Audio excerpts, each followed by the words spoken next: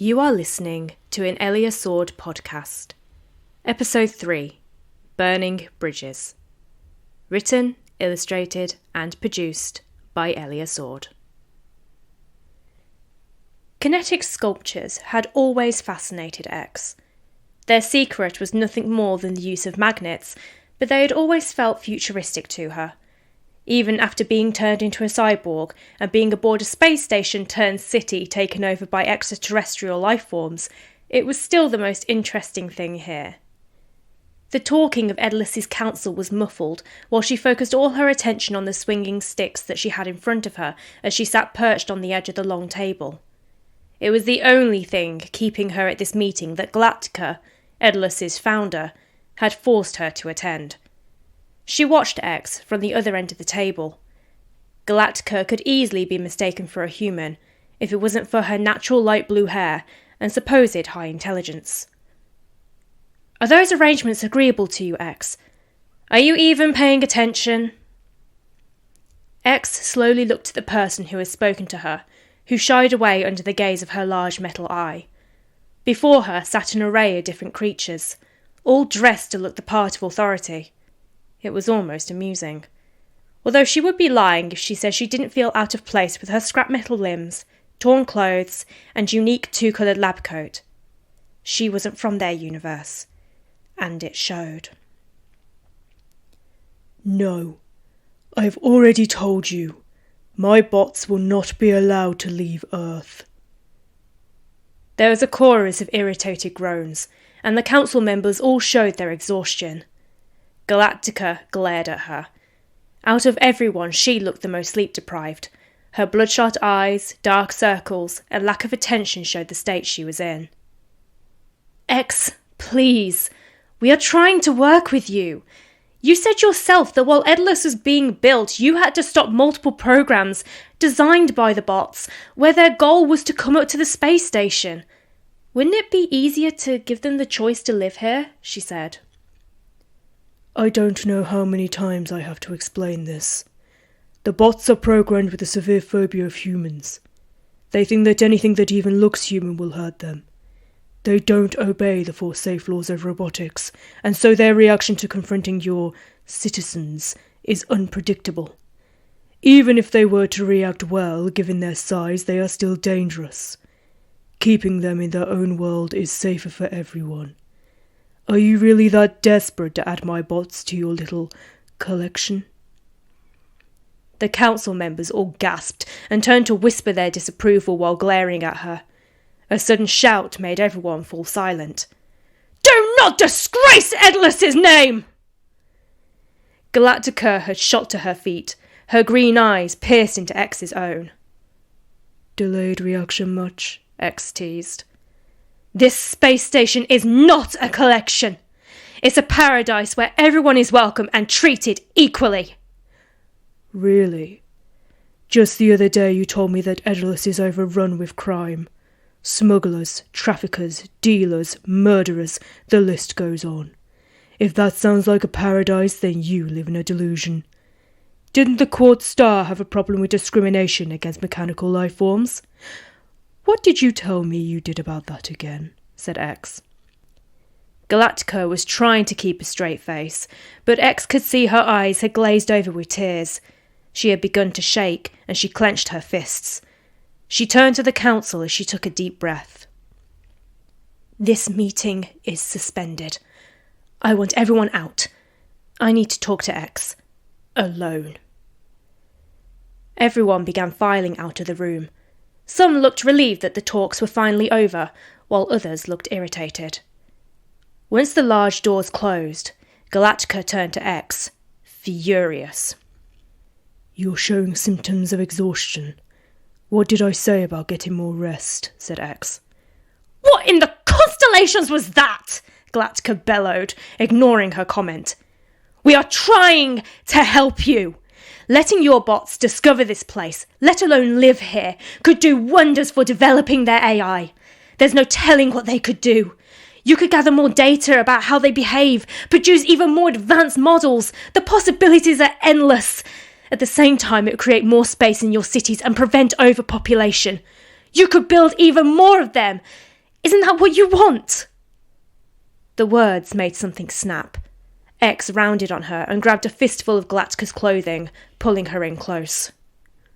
"My bots are not an experiment, and there is plenty of room in the cities.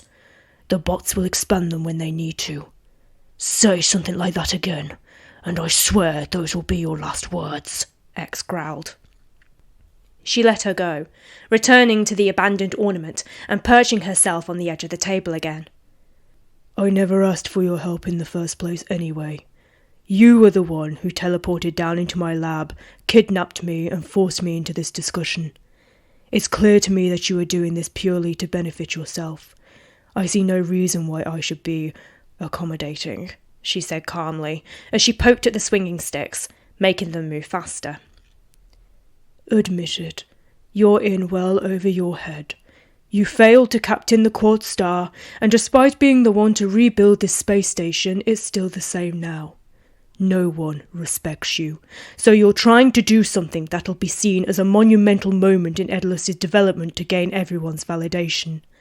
Tell me I'm wrong." Galactica stormed over to her, and with a cry of rage swiped the swinging sticks off the table. The desk ornament went flying into the wall, where X heard it break. She paused, her hand frozen in midair. "I'm trying, all right? I've never run an entire city before, and politics isn't exactly my strongest point. But you're my friend, I swear." "Friend? Don't make me laugh," X scoffed. "It's more like harassment. I've wanted nothing to do with you since we met." She walked over to where the broken ornament lay and picked it up, turning it to inspect the damage. It would be an easy fix, unlike the bridge they were currently burning between them. "Besides," X continued, "I do not interfere with the bots' way of life unless I feel it's necessary to protect them. All I do is build them, then let them go. Everything they've gotten up to this point, laws, culture, economy, and government, has all been done by them. Hypothetically, even if I were to allow this, you'd need to see Senator Zero and talk over the details with them. But good luck with that. They've been rather elusive as of late." "Then I'll help to find them," said Galactica. "I said hypothetically." The room fell silent. It was strange to hear nothing after what had nearly turned into a screaming match between them. X laid the pieces of the swinging sticks on the table and stared at them, her mechanical eye processing different ways to fix them. Once her systems came up with a solution, X got to work, ignoring Galactica's gaze that she felt burning into her back. "Look, I know you've had a hard time. I can't imagine being cooped up underground with no company for centuries. But you aren't alone now," said Galactica. "In the 451,726 years that I've lived, I've never felt alone. My bots are the only company I've ever needed, even if we do live worlds apart," said X, still focusing on her repairs. "You can't keep going like this. I can see that you need my help, as much as I need yours." X slowly turned to face her. They weren't going on about the bots now, that was for sure. But something about what Galactica had said touched a nerve. She didn't know why. Somehow she felt vulnerable, transparent. It was uncomfortable and unsettling. X knew she had underestimated Galactica because of all her mistakes and missteps. It made her wonder if she knew more than what she was letting on. "I've had my limbs chewed off by rats. Endured my bots welding this metal to my bone and skin. I've performed surgery on myself to replace my rotting organs with mechanical ones. Fixed every malfunction my body has suffered, no matter how painful. I did all of that without you there, and I'm still here. I don't need you. I never have," said X quietly. Galactica's gaze fell to the floor, and she turned away from her. X shook off the creeping guilt she felt crawling up her body. She shouldn't get involved with Galactica. They weren't even supposed to be interacting. Nothing good could ever come from their worlds mixing. Leaving the fixed ornament behind, X stood up and took a teleportation badge out of her pocket, getting ready to activate it. I need to continue building that new bot. If it'll help you sleep at night, then here's something you can do to assist me. Leave me and the bots alone.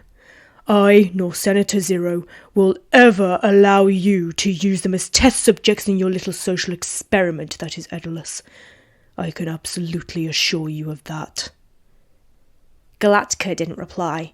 Instead, she left the room as X teleported herself back down to her underground lab on Earth. The cool, dark room was a relief to her.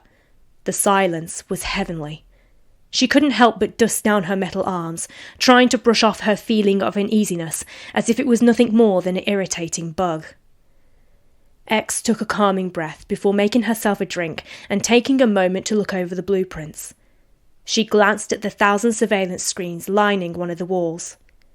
It showed her the bots' world, 4 cities occupied by metal titans. She watched them as they went about their lives, their AI so self-aware that they were like her. Human. They were sentient. They lived. They were emotionally intelligent. Galactica would never understand. All she saw was a high-tech machine. X approached the table where the skeleton of a new bot lay. This one was going to be shorter than the rest, like a child. His model would be the most advanced to date. It would be interesting to see how they took to him. Just as she was about to resume her work, the surveillance screens all changed to show a muscular man with grey skin and tusks stood there.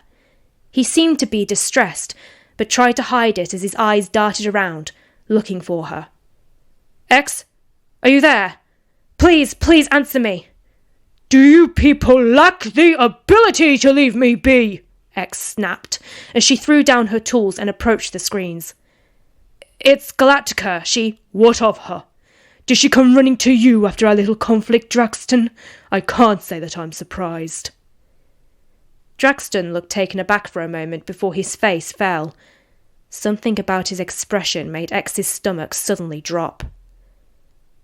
"Actually, I've just received word that she's collapsed," he said. "I just thought you'd like to know."